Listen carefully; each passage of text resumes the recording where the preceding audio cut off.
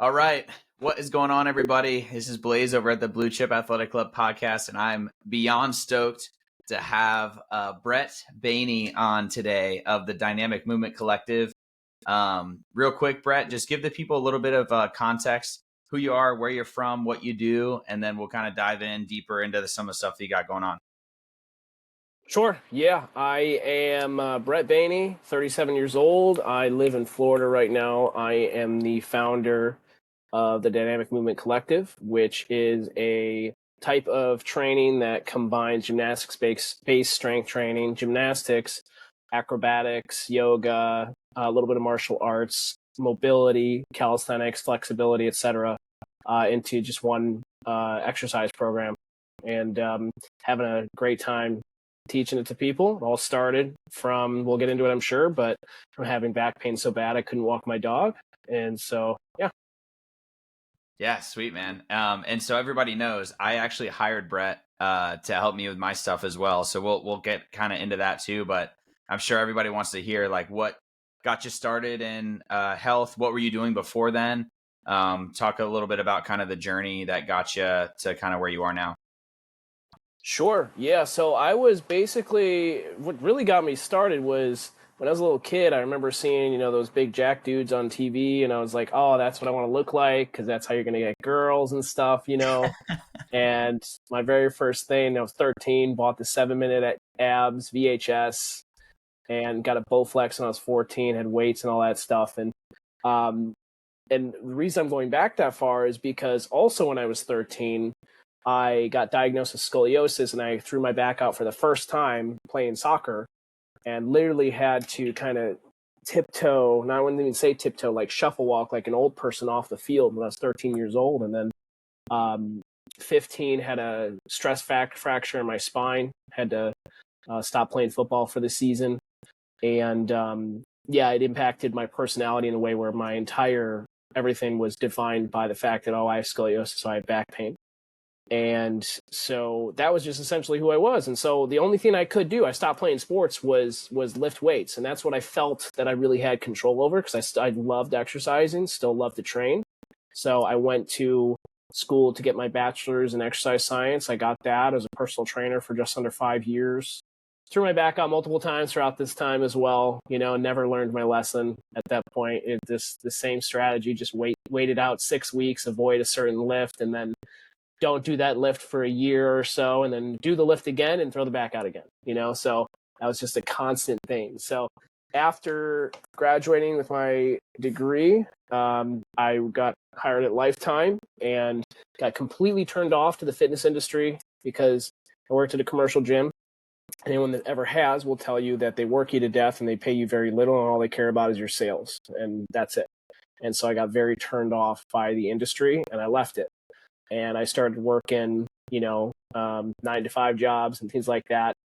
And over the years, continued to throw my back out.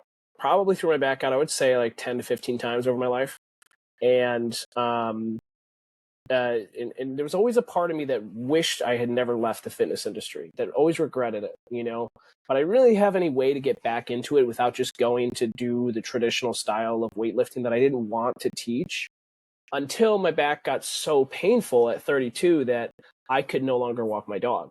And now it was not just occasionally throw the back out and then wait for it to recover. My back was now basically permanently thrown out. And so it came to the point where I was like, okay, now this is affecting someone else. It's affecting my dog's health now. So now I have to do something about it, because we couldn't go on walks anymore.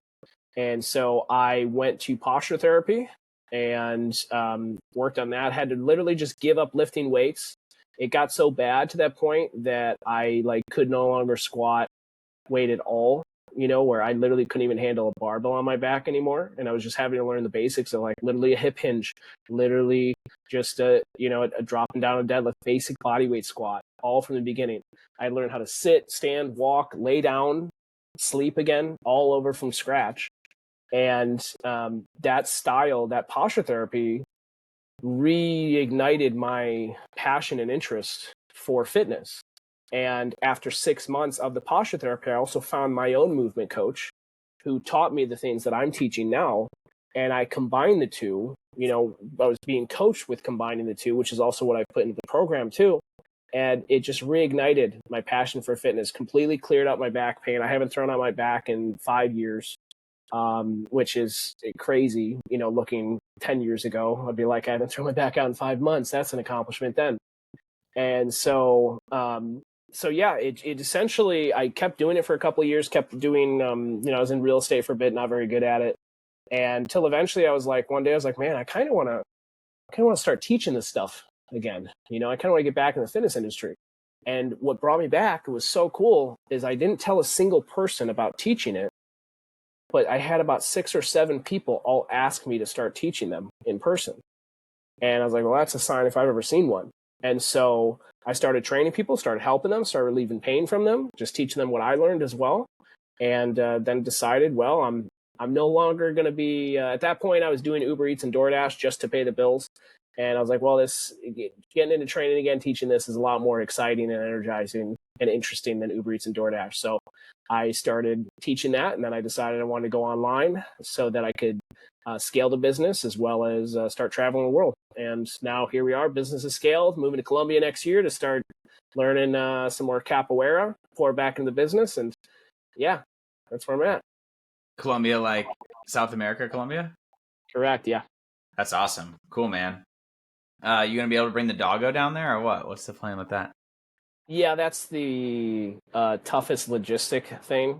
And I have it all figured out. The most challenging thing I've got right now is actually she is terrified of the crate for some reason.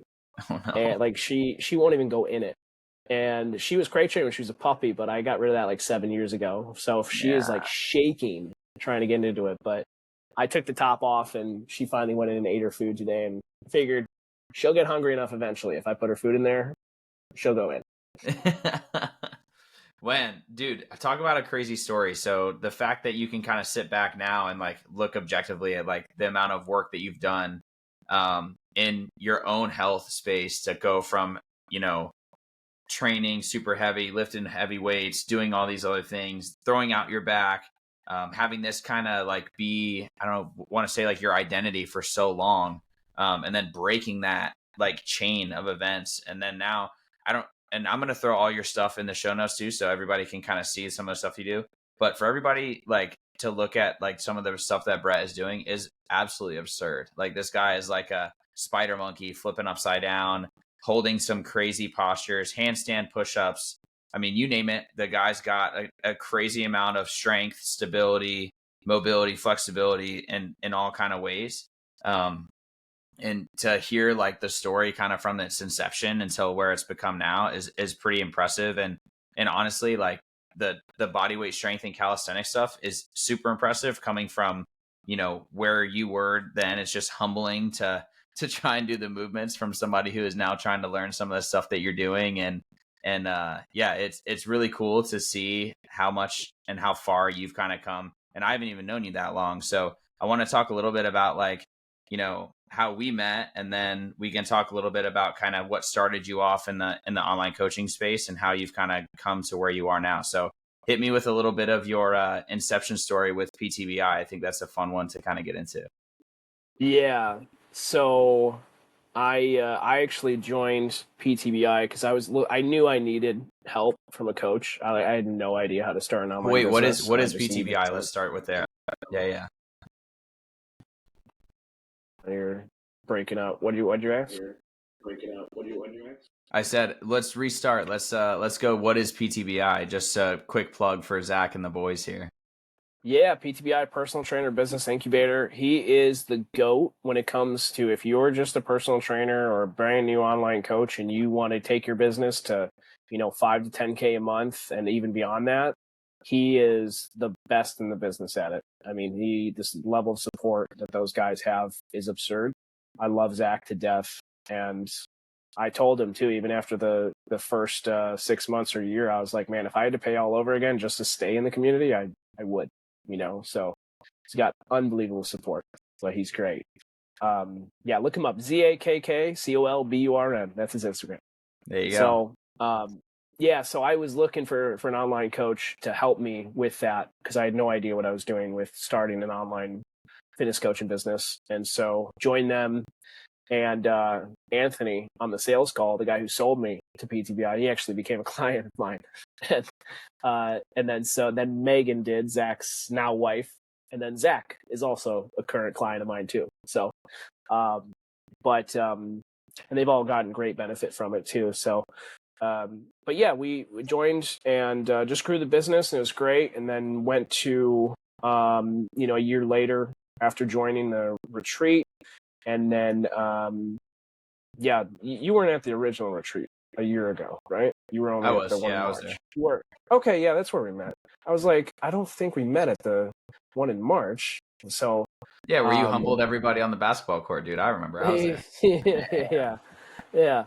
I'm doing that again, by the way, this coming weekend. Good. So unfortunately, I won't be there this time, but talk a little bit about I want to hear like the phone call from like you and Anthony, and then your like aha moment where you're like, hey dude, I'm going to sign on and do this and go full bore. Cause I feel like that's kind of a cool, like, hey, you're talking to like a potential online fitness coach who might be listening to this, or maybe somebody who is like struggling to take the leap and kind of bet on themselves and be that person who's like ready to kind of do it.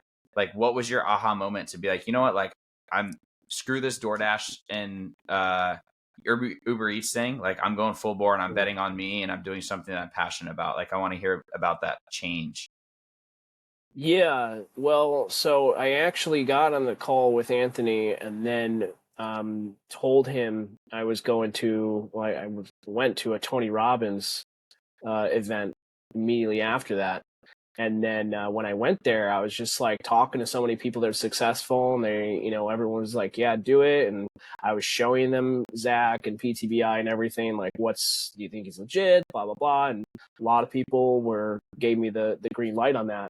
And so on the drive home, I literally called Anthony and opened up a new credit card and immediately joined, and it was one of the best decisions I've ever made. It's scary to do that, but you do need to leverage things like credit. That's what wealthy people do. And so that's what I did. And it worked out very great because I actually committed to it. And the thing is that that was the question I kept asking myself. I was like, do I want to do this? Is this something I want to do? And I always had that thought of like, there's so much pressure on finding our purpose and what are we going to do? And people think that if you want to commit to something like that, that means you're doing it for the next 40 years. And I'm like, well, no, I know I do want to do this for the next 40 years, but even if I didn't, even if this was only 5 years, just growing this business to be able to take care of the bills, get me out of Uber Eats and DoorDash, like this is a skill set I have that I can utilize right away. That would be silly not to. And in addition, I have a skill set that can help a lot of people. And for me to hold back on this and not go through with it is actually disservice to all those people that need the knowledge in their life that I had to find to help myself. They needed to help themselves as well. And so you're actually doing a disservice to so many others when you decide not to go all in on yourself, because the world is waiting for your knowledge. They're waiting for your help, and your ideal client is out there. And online is 100 times easier than in-person training. Honestly, it is so much easier. You get much higher better clients on average, and it's much more scalable. So, yeah, go all in on it. It's worth it. I think you'd agree with that too, Blaise. Yeah, it's funny because I kind of fell into online coaching, and I don't know if I've even given this story on this show, so I'll give it really briefly. I have been coaching at a box gym over here in Sacramento, and I'll say I love coaching in person still too. Like to this day, I still coach lacrosse, I still coach group fitness, I still coach one-on-one clients at my house. And then I also do the online thing too. So I probably have a little bit too much kind of going on. Zach would probably, and my business coaches would be like, bro, you need to start like taking some of those things away so you can focus more on what you got going on. But it's stuff that kind of makes me happy and brings me kind of life and joy. So in doing that, I had been, flirting with the idea of like, hey, maybe I should start to do this kind of on my own. And I saw like a Facebook post from somebody that I had worked with when I was in Key West. And she was like, I'm looking for an online coach. And I literally saw it. I sat there and I read it for like 5 minutes. And I was like, if I can do this in person, I might be able to do this online. And I was like, you know what? Screw it. Like, I was like, the worst thing that happens is nothing happens. Like I try this out and it fails epically. Right. So did not have a Brett situation where I was like totally leaving a job. Like I had the ability to kind of hold on to my Coast Guard job that I still currently do and love to do. But I was like, you know what? Hey, what do you think about paying me like $100 a month and we just kind of see how this goes? And she was like, sweet, let's do it. And immediately after she signed on to be a client, I start getting all these ads. There's like the phone like hears you all the time, right? That, Yeah. Yeah. someone's always, Big Brother's always watching, you know what I'm saying?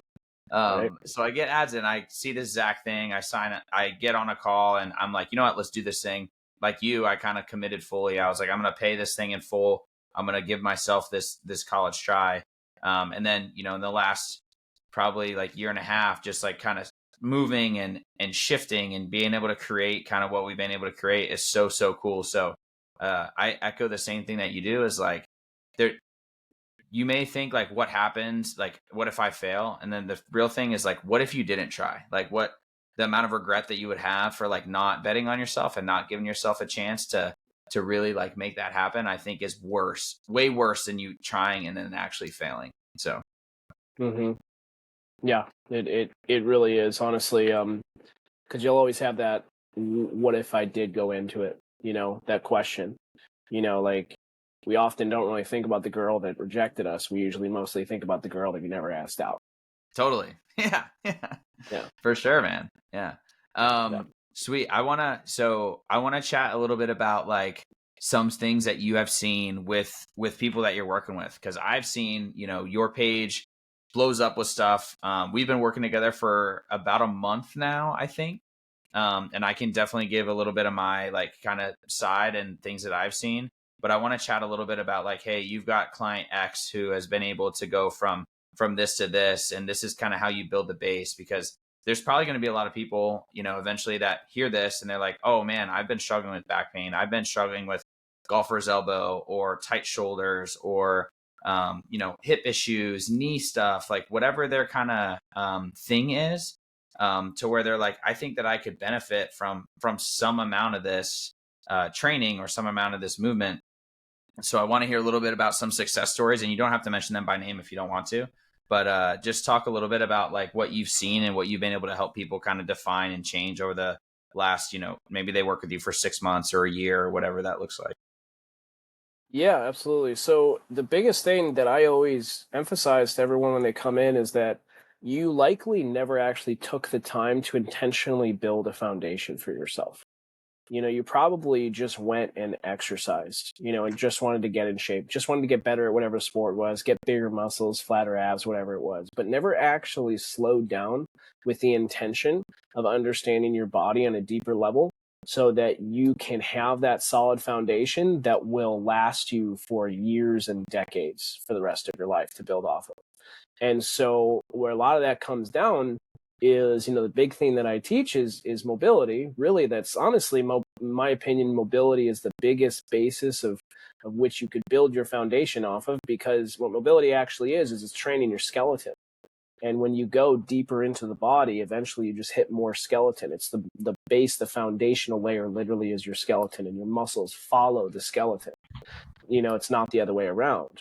So if we train mobility, everything else will follow. Your flexibility will get better. Your muscles will have greater range of motion, which means that they can have the capacity to get a lot larger and a lot more muscular in general. And so one of the challenges I have with people, especially, people that love to lift weights, is leaving their ego at the door, where, oh gosh, I just got to get that fix, that pump. I got to get build those weight, lift those weights and get shredded, whatever. I'm like, yeah, you do. And you absolutely still can. But we also need to slow down and understand how the body moves so that you can continue lifting weights like crazy for the rest of your life, versus we've all seen that guy. There's that same guy at every single gym. He is bald. He has massive arms. He's not in that great of shape. And he bicep curls on the bicep curl machine more than anyone else, but he walks like the Tin Man. Everyone has that guy in the gym. And you're laughing because I'm sure you've seen him too as well. Yeah. And he can't scratch his back, and he like, yeah. I know the guy. Yeah, that's a guy who never stopped lifting weights. And that's for a lot of people's future. And I think that's also why mobility is making such a big trend right now, is because a lot of people are really starting to experience what it's like, how our bodies respond when all we do is lift weights. And a lot of people really misconstrue this message when I talk like this. They think, oh, no, you shouldn't lift weights. I'm like, no, lifting weights is great. I'm saying you shouldn't only lift weights. And Yeah, so totally, dude. I want to stop you before we get too far down the rabbit hole, because I know we're going to get going down it too. Like, why this buzzword of mobility recently? Like, talk to me a little bit about that. Because, like, I see a lot of people are like, oh, mobility, you're just like bending down and touching your toes. And like, you're just like, what's the difference between mobility and stretching? How does mobility play a role into the body in this kind of manner? And why is it so important? So break that down for me a little bit so that we can chat about it more. Yeah, sure. So yes, I mean, so flexibility has more to do with your muscles. That's more like the lengthening and shortening of your muscles and stretching them out, essentially. Mobility is more altering the actual skeleton, which happens on a very, very small level. I think people don't really understand how little the skeleton and the joints need to actually move to improve your mobility. It's literally millimeters. That's why you can have little pinches in your hips and little bits of back pain, etc. And it can be changed and improved by just altering your skeleton in just micro, little, tiny ways. And the best way to do that a lot of people don't understand. And let me break this down too. So it basically explain what weightlifting mostly is, from a nervous system standpoint. Essentially, what it is a sympathetic nervous system action, essentially creating tension. And we need that tension created in our muscles to produce all of that force. And so it's a great thing for our body. The sympathetic nervous system is our fight or flight. That's where, hey, there's a predator, fight, flight, or freeze rather as well. When there's a predator around and we need to run, we need to fight it, or we need to hide. And you've seen it in movies too, where there's a predator or the murderer coming and the victim is holding their breath, and they're creating tension. They're holding their breath. They're in a sympathetic state at that point. And then what happens when the predator leaves? They relax. They let go. Now it's the parasympathetic nervous system. That's them relaxing, the rest and digest, essentially. And so if weightlifting is the sympathetic creating tension, then mobility, to really get results in it and actually create these millimeter adjustments in our skeleton, you need to involve the parasympathetic nervous system. You need to literally learn how to relax into the positions. So when we try to find deeper positions, whether it be in stretching or mobility, for example, our body will speak to us and let us know that it doesn't feel safe to enter those positions, and it'll speak to us in different ways. It'll feel tight. It'll hurt. It won't let you even get there, plain and simple. And so if you can learn to literally exhale, the predator's gone. Hey, body, it's okay to feel safe, and sigh and literally relax into the positions. Well, now your body actually feels safe in its own skin, essentially, literally, so to speak. And now you can access these deeper ranges of motion. And when you have access to these deeper ranges of motion with our parasympathetic nervous system, guess what gets to happen? Now you get to bring heavier weights, heavier stimulus, and now your muscles and everything can actually now hit deeper ranges of motion and grow in ways that it was never able to grow as well. And this is what the body was designed for. We were designed to move in more ways than just lifting weights. The hammer press machines, like for example, I just call those things are just shoulder prisons, in my opinion. They're not even anywhere near close enough to to being able to express what our body can do. And it's okay and fine if you want to lift some weights that way, but you're missing an entire half of the system. And that's why your body over time will start to rebel. It'll not even rebel, but it'll just start talking to you. And it doesn't talk. We don't really like the way it talks for the most part. When it feels tight, when we're burning, when it's painful, etc. And we can often associate these emotions with these feelings with a lot of lower energy emotions, where shame, guilt, doubt, fear, etc. And if you can literally learn to relax that, you literally just exhale those emotions out of you, and you literally feel lighter and more open, more free. You're going to get stronger. Your life's going to massively, massively improve. I can speak basically from experience as well, the way that you're going to think. And yeah, so that hopefully that answers your question. I'm not sure if I got all of Yeah, it. no, I think it does. So mobility in general is just a way for you to build. I like to think of it as like strength through length, right? Like you're not just training like, hey, I'm going to bend down and touch my toes. It's like, how can I move the needle by, adding some weight, adding some stimulus, sinking into a position or posture that is mildly uncomfortable. And it's really important to understand the difference between pain and discomfort and realize like that line. And I'm sure that you deal with that a ton too with clients, and myself included, right? Like we've had discussions where, I'm rehabbing / working with Brett on a couple different things. One of them being my golfer's elbow. And for example, like golfer's elbow is on the inside of the elbow. And for those of you on video, like you can see, like I'm poking at it right now, like inside of the elbow right here, very similar to tennis elbow. And a lot of it, just because my pain is being presented in the elbow doesn't mean that my elbow is the problem. It typically means that it's the soft tissue above or below the joint. And that's almost with any type of injury that you have, right? So like, how do I then take that, lean into a little bit of discomfort, which you talk about as your body kind of speaking to you a little bit, and then be able to open up the tissue above and below the joint so that you can then build more confidence, build a little bit of stimulus in there so that you're able to then work through that injury and then have it not even be something that is on your radar, and you're able to completely transform, and then have that piece now so that like, hey, when my golfer's elbow was really flared up, a couple months back, like there's no way I was doing a dip. Like going up on a dip bar is like, hey, that is not for me. I went to physical therapy. It's been good, but really like starting to work with Brett, I'm starting to understand like a lot more of like hey, this is where my tightness is occurring here in my wrist. Here's where my shoulders are starting to come. And, selfishly, like I'm learning a ton from working with somebody else who's getting me into positions that I'm not comfortable with. I'm a 5'11.25". I'll say 6 foot in heels, dude who's 200 pounds, who like I've never done calisthenics, bro. Like I could do pull-ups before. I could knock out like 10 at a time. Maybe this is something I want to do, but like it's like, man, it'd be really cool to be able to do handstand push-ups. It'd be really cool to be able to do some stuff on the rings that I've seen you do.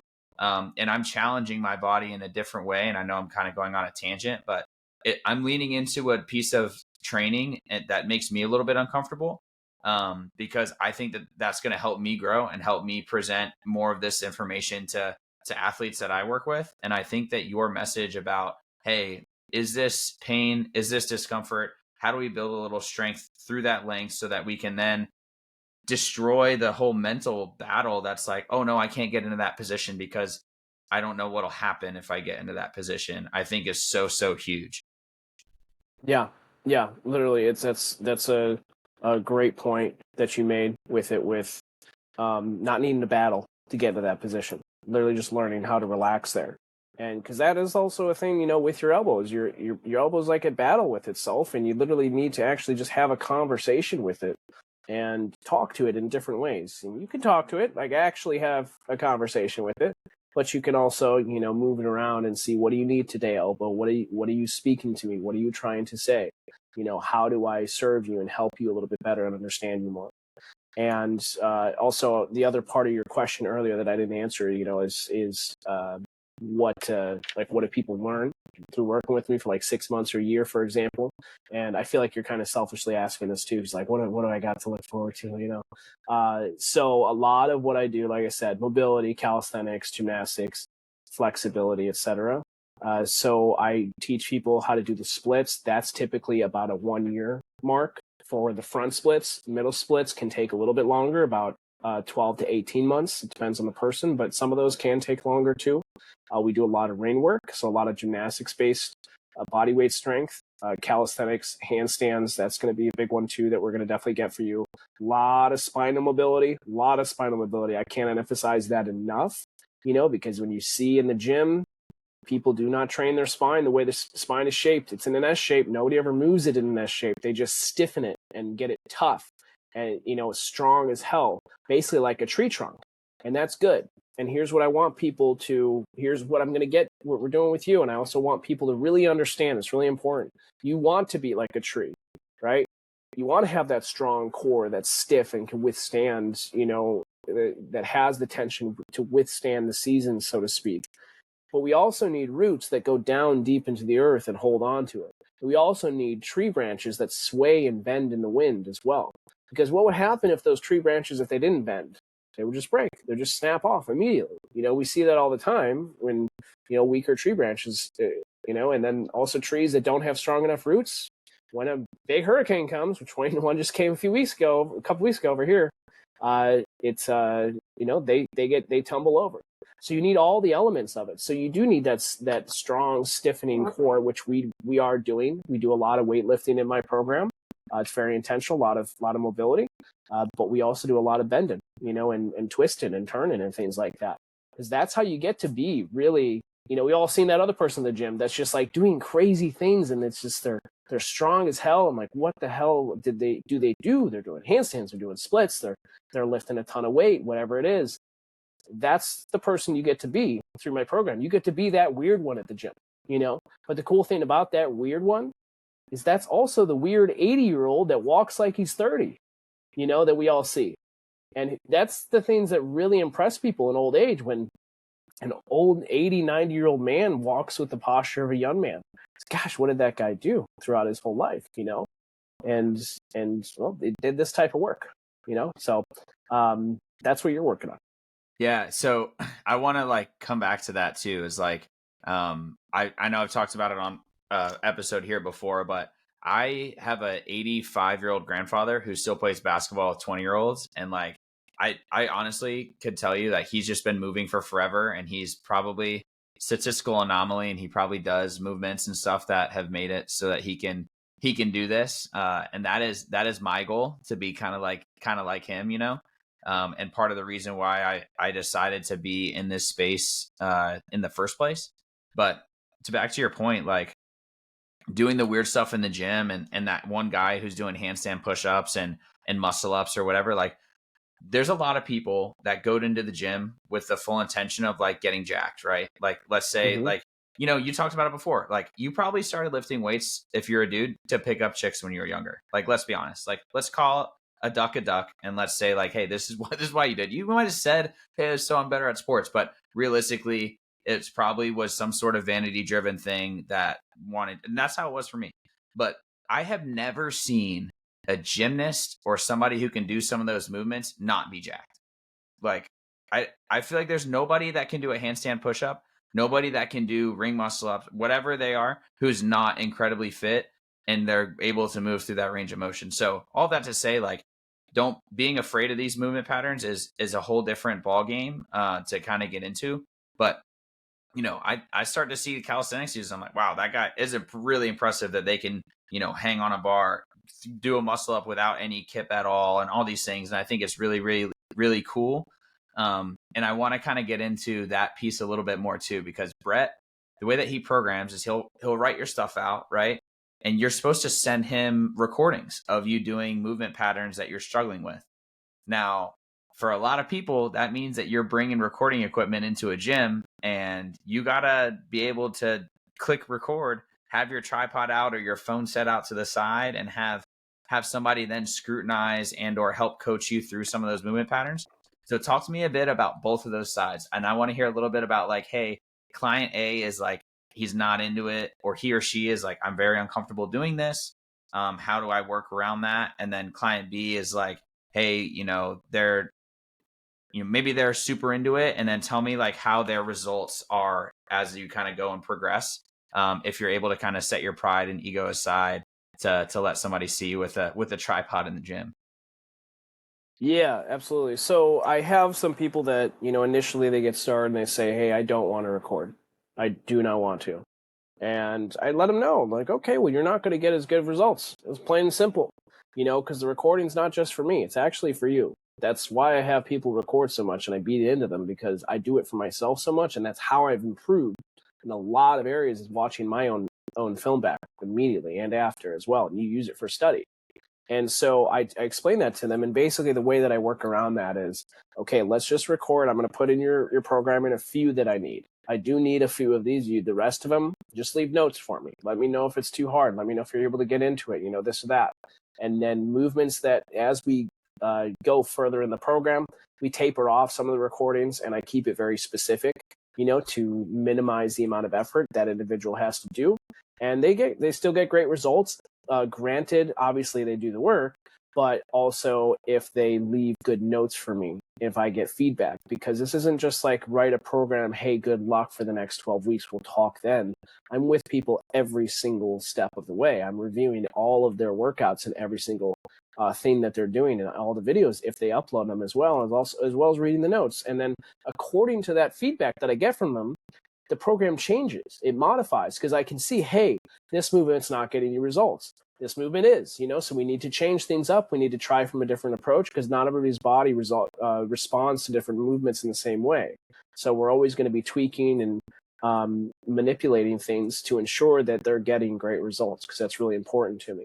And then, person B that loves recording and does a ton of it, sometimes I got to tell them, like, hey, we actually don't need as many videos. Like you're recording a lot. Brett had to tell me that, dude.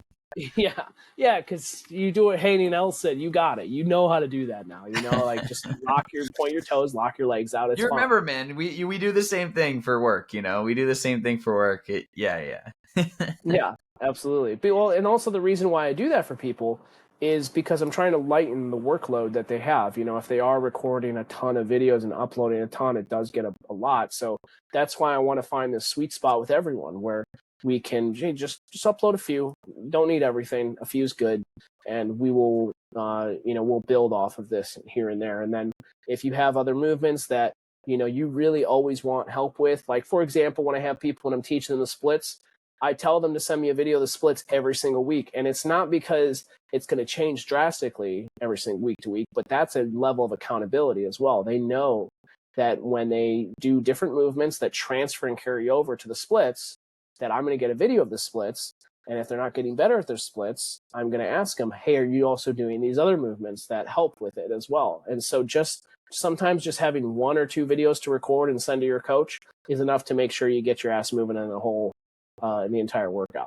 Yeah. Well, tell me about person A now. So like person A, like hears that and they're like, oh, Brett, I'm just so uncomfortable with like being that guy or that girl that's in the gym with the tripod or with the camera. Like, how do you work that person into figuring out like this is what you need to do to get the results that you truly want, or you're kind of leaving it on the table and like you're paying X amount of dollars for training, like you're leaving some of this value out here because you're not willing to do this. Tell me how you kind of work with them from a mental standpoint, like to get them to be ready to kind of do that and allow that to happen. Well, I just explained the importance of it. And basically, some people, it's just as simple as, well, get over it, just record it. Stop thinking and worrying about what other people are thinking. Nobody cares about you. All they care about is they're not in the camera most of the time. That's it.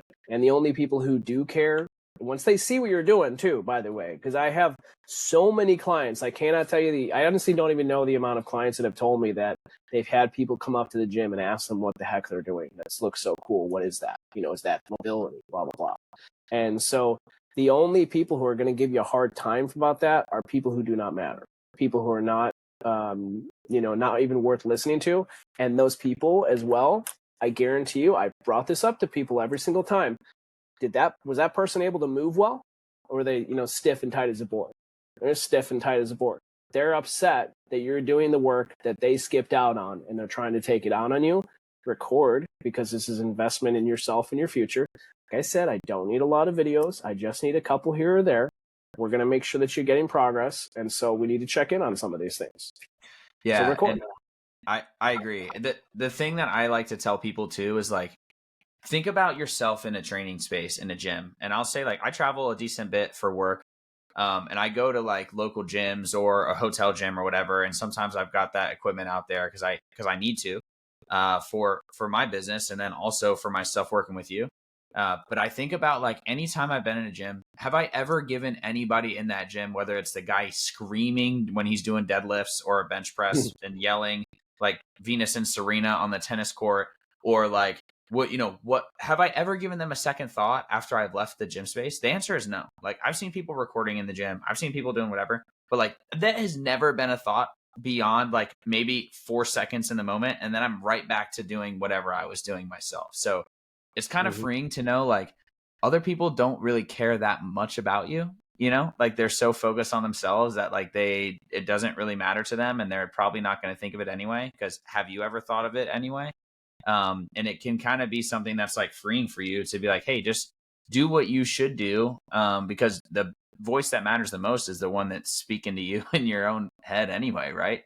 Fucking A, like just realize that like that one that's like, oh man, you should have recorded today because that's going to make you better, but we were kind of like not wanting to be that guy. It's like, well, you got to listen to that voice in your head instead of just like gutting it and through it and just being like, yep, this is kind of who I'm going to be so I can get the most bang for my buck out of this program. And if anybody ever asks, I'll just be like, hey, I am just trying to be out of the way over here doing my own thing and obviously be polite and whatnot. But yeah, I totally agree with you, man. There's got to be some sort of accountability, especially in a program, so that you can see, how much effort somebody's giving.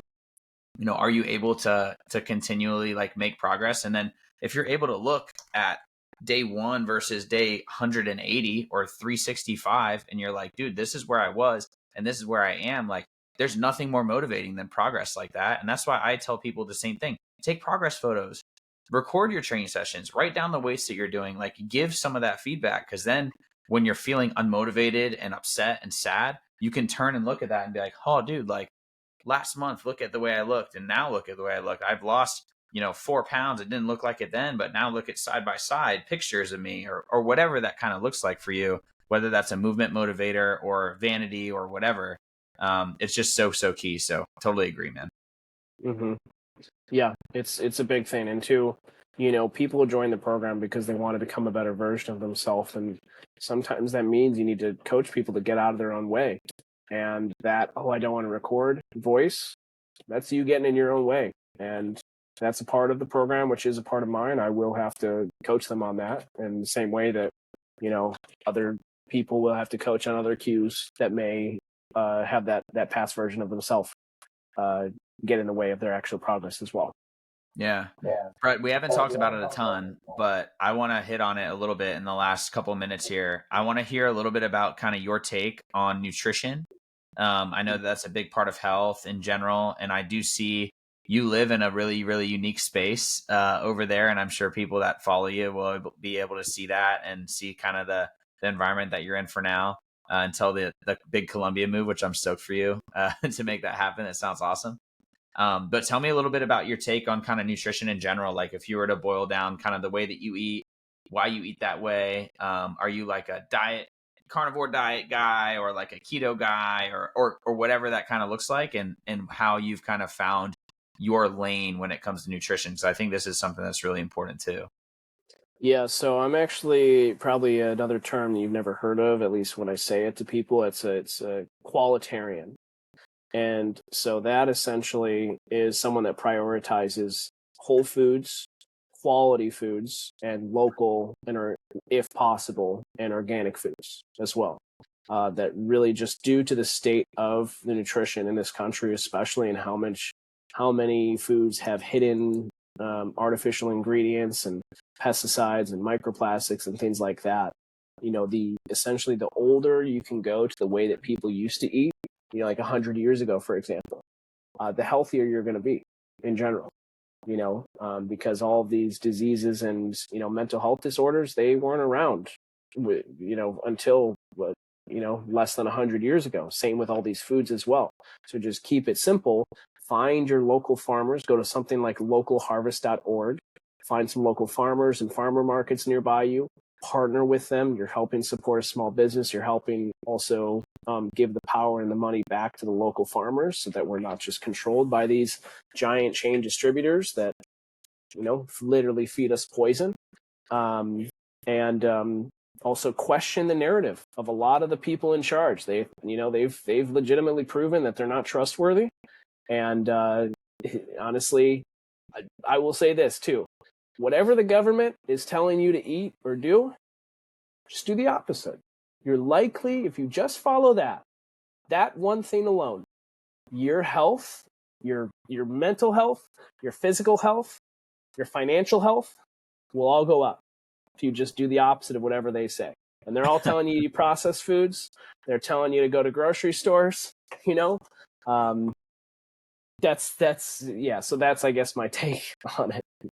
Yeah. Tell me, so Brett likes to go and he does a lot of like really unique things when it comes to his eating. And I think it's pretty cool. Like do you have a cow, quarter calf or full that you've got there?